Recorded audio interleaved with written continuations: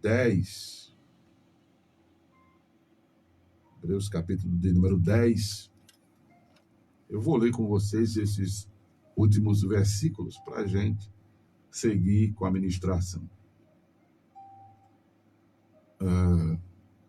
Versículo 25. Foi onde, acredito, nós paramos a segunda parte de Hebreus 10. Esta é a terceira parte de Hebreus capítulo 10. Não deixando a nossa congregação, como é costume de alguns, antes admoestando-nos uns aos outros, e tanto mais quanto vedes que vai se aproximando aquele dia. Porque se pecarmos voluntariamente, depois de termos recebido o conhecimento da verdade, já não resta mais sacrifício pelos pecados, mas uma certa expectação horrível de juízo e ardor de fogo que há de devorar os adversários. Quebrantando alguém a lei de Moisés, morre sem misericórdia, só pela palavra de 2 ou 3 testemunhas.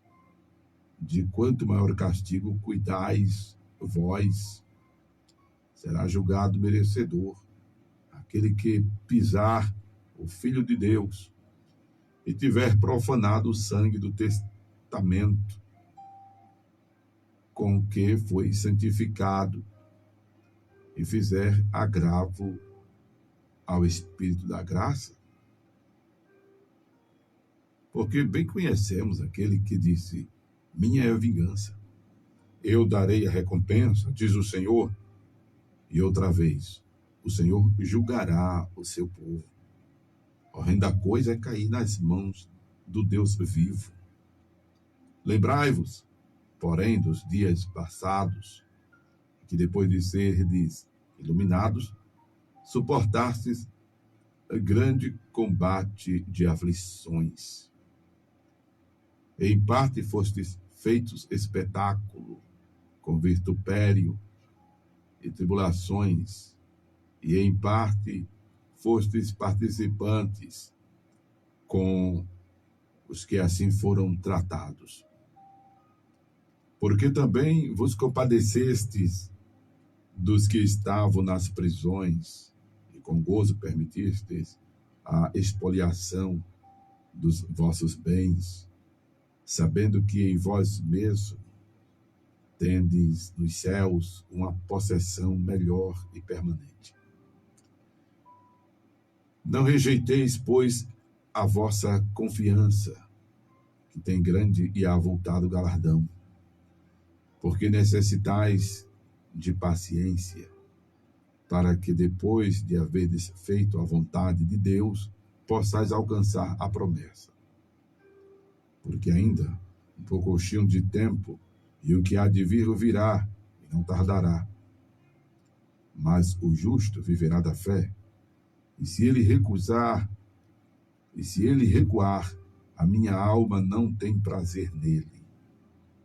Nós, porém, não somos daqueles que se retiram para a perdição, mas daqueles que creem para a conservação da alma. Amém, amados? Louvado seja o nome de Jesus Cristo. Amém? Pronto. Com esta leitura, a gente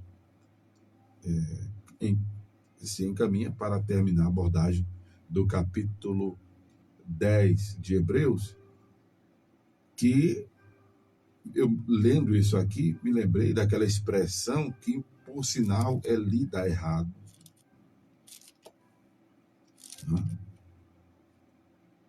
A leitura é feita erradamente de Mateus, deixa eu lembrar aqui, que fala sobre o que seria a blasfêmia contra o Espírito Santo. É lido errado aquele texto, porque alguns leem dizendo que quem pecar contra Deus tem perdão, mas quem pecar contra Jesus também tem perdão, mas quem pecar contra o Espírito Santo não tem perdão. Isso é lido errado, né? O texto sagrado nos diz que toda blasfêmia e pecado aos homens é perdoado. Aqui, ó. Mateus capítulo 12. Preste atenção a isto. Portanto, vos digo, todo pecado e blasfêmia se perdoará aos homens. Mas a blasfêmia contra o Espírito Santo não será perdoada aos homens. Preste atenção nessa parte. Se qualquer disser alguma palavra contra o Filho do Homem, será perdoado. Mas se alguém falar contra o Espírito Santo, não lhe será perdoado, nem neste século, nem no futuro. Onde é que está dizendo aqui que quem pecar contra Deus tem perdão, contra Jesus tem perdão e contra o Espírito Santo não tem perdão? Em momento nenhum está dizendo isso. Você vai ler isso assim na Bíblia, a linguagem de hoje, que ela é muito boa, mas nessa parte eu faço a minha ressalva, porque a Bíblia, a linguagem de hoje, ela se adequou à linguagem popular para tornar fácil a compreensão. Ou seja, em qualquer momento você pode até de repente achar lá na Bíblia, a linguagem de hoje, que a voz do povo é a voz de Deus. Você pode até achar essa expressão. Porque no momento em que Jesus estava sendo julgado, aqueles que se colocaram como juízes perguntaram: solto ele ou solto Barrabás? E a turma gritava: crucifica, ou crucifica, ou crucifica. Só para você ter, estou dando esse exemplo para você ter uma ideia de um problema que tem na Bíblia, a linguagem de hoje, que é, por sinal, muito boa em algumas partes, para você entender sinônimos e não conceito teológico, para entender sinônimos. De repente você não sabe o que significa a palavra hipocrisia, de repente você não sabe o que significa a palavra evangelho, de repente você não sabe o que significa a palavra contenda, né? Emulação, porfia. Aí a Bíblia, a linguagem de hoje, ela traz essa tradução para tornar compreendido aquela palavra. Porém, teologicamente, nesse aspecto, eu não sei se tem outros, porque eu, quando estava lendo, me deparei com esse, eu fui ver, de tanto ouvir. Aí, na Bíblia, a linguagem de hoje, tem essa problemática aí, que era para os editores corrigirem, porque no original não diz isso. Quer dizer, nos manuscritos não dizem isso. Eu vou chegar lá em Hebreus, capítulo 10. Mas eu quero que você... Pronto, deixa eu dar outro exemplo. Quem comer e beber indignamente, come e bebe para a própria condenação. Comer e beber indignamente não é comer e beber em pecado, como é entendido na maioria das igrejas. O problema é que as pessoas escutam uma coisa errada e saem falando. E são papagaios. São reprodutores do que escutam. Fulano disse, foi fulano que disse, foi Betânia que disse, então eu vou dizer e vou fazer igual. Não, procura fazer como os crentes em Bereia faziam, conferir a escritura, procurar entender. Não, mas é isso que ele está dizendo. Eu me lembro que mais novo na fé, porque eu ainda sou novo na fé, pela misericórdia de Deus, eu vou fazer... Deixa eu ver, fazer as contas aqui, tá? 30, caiu... Vou fazer 39 anos de fé, agora, se Deus permitir, em dezembro de 2025. Eu me lembro que, quando mais novo, escutava os pregadores dizendo: rapaz, você não fala línguas estranhas, está faltando alguma coisa. Para expulsar demônio, tem que estar com a vida no altar. Para curar enfermo, tem que estar com a vida no altar. Para falar línguas estranhas, tem que estar com a vida no altar. Eu lendo Bíblia, eu sempre fui, eu novo convertido, gostava de ler Bíblia. E me deparei com um texto que diz que nem todos que dizem Senhor, Senhor entrarão no reino dos céus. Porque em o nome de Jesus, curam os enfermos, expulsam o demônio, profetizam, falam línguas, porém no dia do juízo vão ouvir do Senhor, apartai-vos de mim. Eu disse, gente, como é que essa vida estava no altar fazendo isso? Então, a vida não precisa estar no altar para fazer isso, porque quem faz é o nome de Jesus. Vida no altar é uma expressão folclórica do segmento evangélico de mais tempo, hoje não. Hoje não usam muito, não. Que se referia a um padrão de santidade que era exigido de nós, mais jovens, dos mais velhos, dos crentes. Vida no altar é uma expressão folclórica, simbólica para a exigência de santidade. Aí eu, estudando a Bíblia, não aprendi isso em seminário. Eu vi que santidade é fundamental, é sine qua non, para termos comunhão com Deus. Para termos comunhão com Deus nesta vida e entrarmos no céu pela porta, porque se não tiver santificação, não tem comunhão com Deus nesta vida e não entrará no céu pelas portas. Mas não é para expulsar demônio. Quem expulsa demônio é o nome de Jesus. Quem cura o enfermo é o nome de Jesus. Não sou eu, não é o pregador, não é a pregadora, não é o cantor, não é o irmão, não é a irmã. O poder está no nome de Jesus. Não é porque fui consagrado a pastor, a apóstolo, a bispo. Quando você for expulsar demônio, orar pelo enfermo e tudo mais, não vem com esse negócio de porque eu sou ministro do evangelho, porque eu fui ordenado, porque segundo... Não, meu, é em nome de Jesus. O demônio não está nem aí para o que tu é, o tempo que tu é, o que tu faz, o que tu deixa de fazer. Ele teme e treme ao nome que está sobre todos os nomes, que é o nome de Jesus. Então, só para entender que não tem escrito na Bíblia quem peca contra Deus tem perdão, quem pecar contra Jesus tem perdão, e quem pecar contra o Espírito Santo não tem perdão. Não está escrito assim. Preste atenção. Até porque isso aí é uma mentalidade trinitariana, para quem é crente da teologia da Trindade, que está errada. Porque não existe 3 deuses, só existe um Deus. O Espírito, que a gente chama santo, que é Deus, que é Jesus, fora do corpo, e é o Espírito que estava nele quando estava aqui na terra, que é Deus em forma humana. Jesus é a expressa imagem da pessoa de Deus, conforme está escrito em Hebreus. Ele recebe esse sufixo santo, porque a relação de Deus conosco é de santificação, é de fazer com que nós nos afastemos do pecado.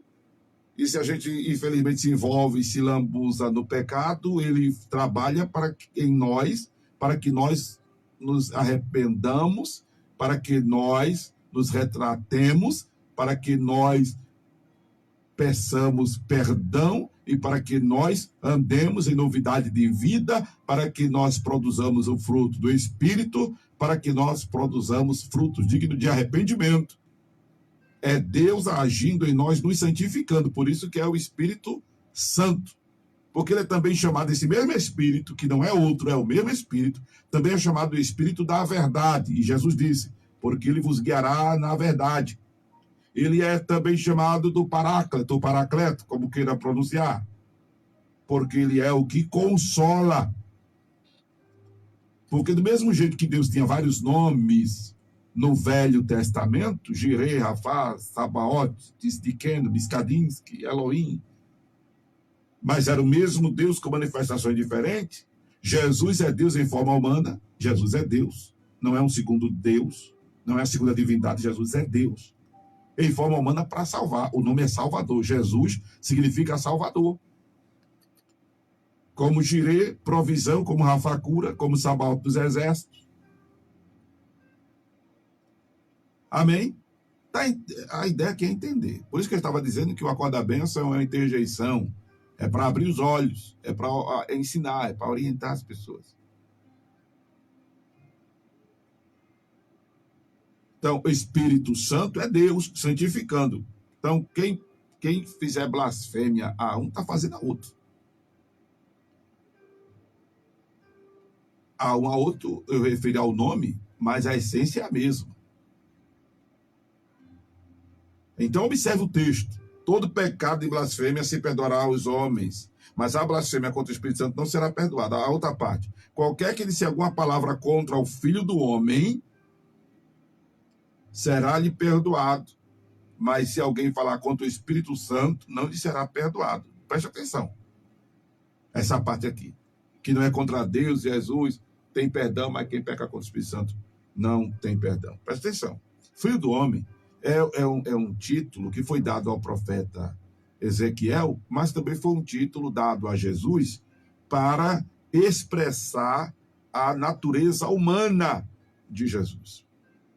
Então, essa ofensa que você faz a um e a outro é perdoada.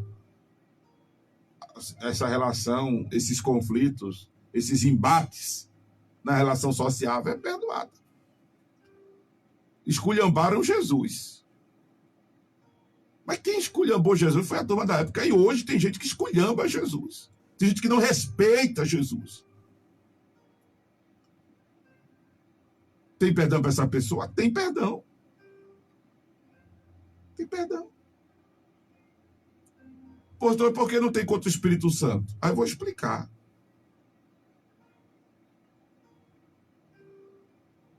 Porque, observe, a ação do Espírito... Jesus disse lá em João, capítulo 16, que o Espírito Santo viria ao mundo para convencer do pecado.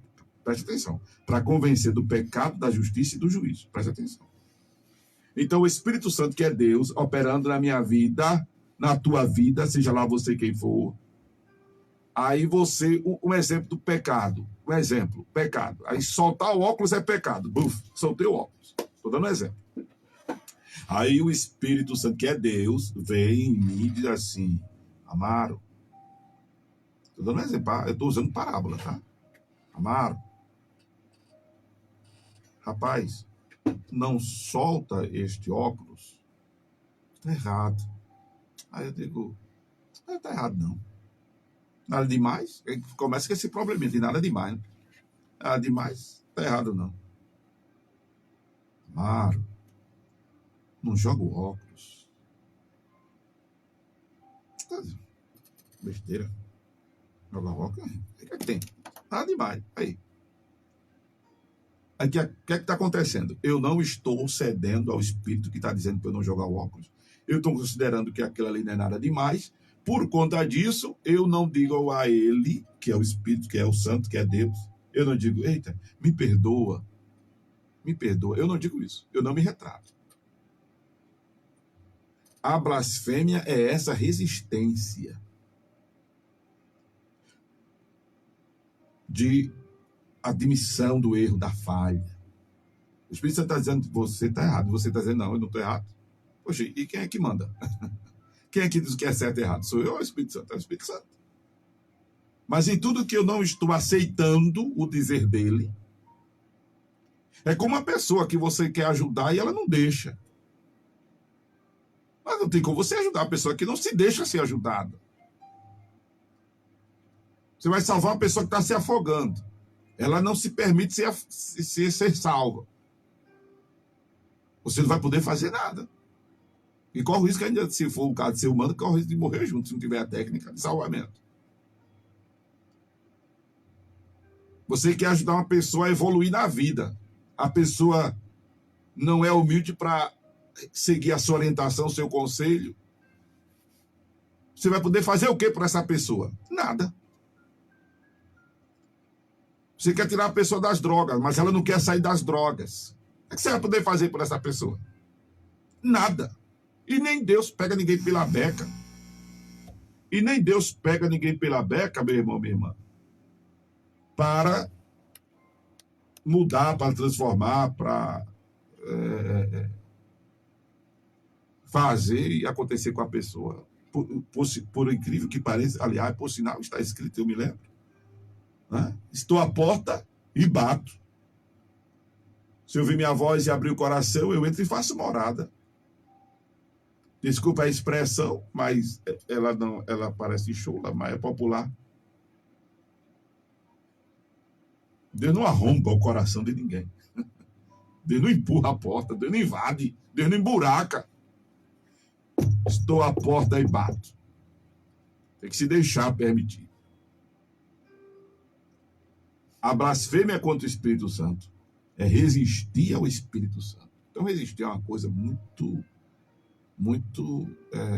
ao mesmo tempo, fina e, ao mesmo tempo, também difícil de fazer e, ao mesmo tempo, supostamente fácil. Né? A gente fica pensando que isso é impossível. Eu vi, pela experiência que vivi recentemente, não deve subestimar nada. As pessoas, em nada a gente deve subestimar as pessoas. Né? Porque se a pessoa se arrepende, tem perdão. O princípio bíblico é que para todo pecado arrependido e confessado tem perdão. Todo. Exceto a blasfêmia contra o Espírito Santo, porque a pessoa nem pede perdão. Se não pede perdão, não tem como ser perdoado. O problema está aí. Está entendendo agora que a resistência faz a pessoa... Eu não vou ceder. Por isso que em Gênesis capítulo 6 de Gênesis está escrito: não contenderá para sempre meu espírito com o homem, porque este é carnal. Dificilmente você escuta algum pregador citar esse versículo de Gênesis 6. Não contenderá para sempre meu espírito com o homem, porque este é carnal. Então chega o dia que a misericórdia cessa, que é quando a pessoa morre e não se arrependeu. Vai chegar o dia que a misericórdia vai cessar, quando o céu e terra se descortinarem, e quem não tiver se arrependido, um abraço.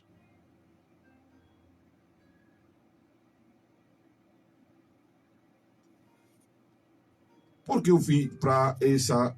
Eu vim porque o Espírito, primeiro, pela inspiração, me trouxe, não é? Mas o texto já de Hebreus que lemos nos conduz a ele.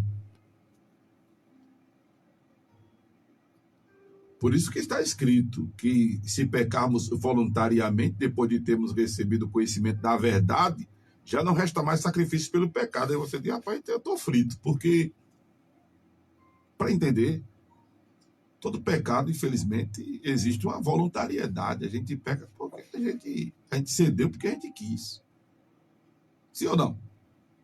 A prova é tanta que nós daremos conta da nossa vida. Porque se fosse uma coisa inconsciente, aí a gente estava isento, era inocente.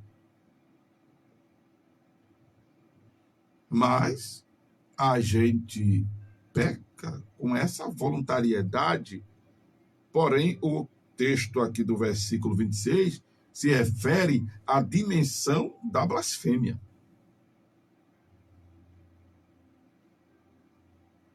Aí não resta sacrifício pelo pecado, você não quer ser perdoado, você não se arrepende. É importante entender esses assuntos, para isso tem que ler um pouco de Bíblia. Não é assim. Por exemplo, a Bíblia diz que Jesus, em alguns momentos, derramou seu sangue por muitos. Aí eu pergunto a você, me responde aí, foi por muitos ou por todos que Jesus morreu? Escreve aí no Instagram, depois da live, escreve no Instagram. Foi por muitos, pode fazer agora também, mas depois da live, deixa comentário que é interessante, no YouTube também. Jesus morreu por todos ou por muitos? Me responde. Jesus morreu por todos. Mas por que não são... E por que de muitos? Porque não são todos que creem. Não são todos que admitem. Não são todos que recorrem à cruz. Entende, amados? É isso que é importante entender. Para terminarmos aqui, por conta do nosso tempo. Louvado seja Deus. Eu fiz já uma abordagem, já explicando aqui, do verso 26 em diante, voltando aqui ao 25, não deixando a nossa congregação, como é costume de alguns. Essa congregação aqui não é prédio, não é templo. Essa congregação aqui é o convívio.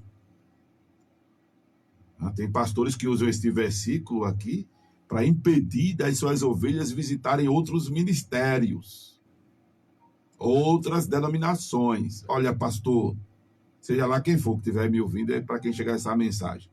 1 de Pedro, capítulo 5, diz que nós, pastores, não devemos ter domínio sobre a herança de Deus. Pastor, tu não manda nas ovelhas. Parece que eu estou dando recado para alguém, né? Mas é para quem, pastor, que estiver me ouvindo. Tem pastor que tem maneira de querer mandar nas ovelhas. Você não pode ir para aquela igreja, para aquela outra, para aquela outra. Você não pode ouvir a Rádio Tamandaré. Qual o problema? É a palavra de Deus. A gente sabe as motivações disso, né? Mas não vou tratar disso aqui agora. Só quero mostrar em 1 Pedro 5, versículo 2 em especial: apacentai o rebanho de Deus que está entre vós, tendo cuidado dele, não por força, mas voluntariamente, nem por torpe ganância, mas de ânimo pronto, nem como tendo domínio sobre a herança de Deus, mas servindo de exemplo ao rebanho. Pronto. Estou mostrando que não pode proibir. Até porque, irmão, você é livre. Você é comprado e lavado pelo sangue de Jesus. Você é livre. Diga comigo, livre sou, livre sou. Pelo sangue de Jesus, livre sou. Cante aí. Amém? Aqui fala de não deixar o convívio,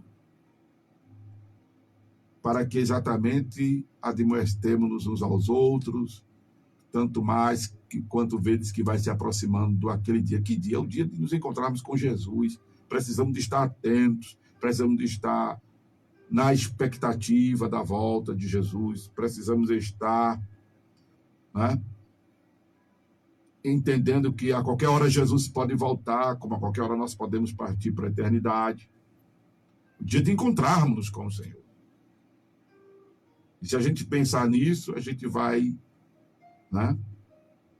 A gente vai fazendo, como é aquilo que se faz em árvore, quando ela está muito grande, que a gente quer cortar os galhos, é poda. A gente vai fazendo essas podas em nós, tirando, né, as coisas que estão atrapalhando a gente na comunhão com o Senhor, na relação com o Senhor. Oh, aleluia. Eu quero terminar dizendo a você: o justo viverá da fé. Se ele recuar, a alma do Senhor não terá prazer nele. Amém. Quero dizer a você que um pouquinho de tempo que há de vir virá e não tardará. Quero dizer a você que nós não somos daqueles que se retiram para a perdição, mas daqueles que creem para a conservação da vida. Aleluia. Eu quero dizer a você que não rejeite a confiança, que tem grande e avultado galardão. Mas eu quero terminar com as palavras: procure viver o Senhor com intensidade. Bem, se esta palavra mexeu com você,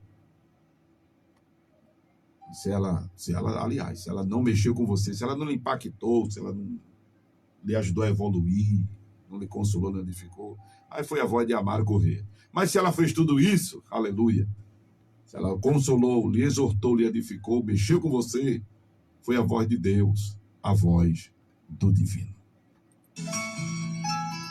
Momento de oração. Vamos falar com Deus.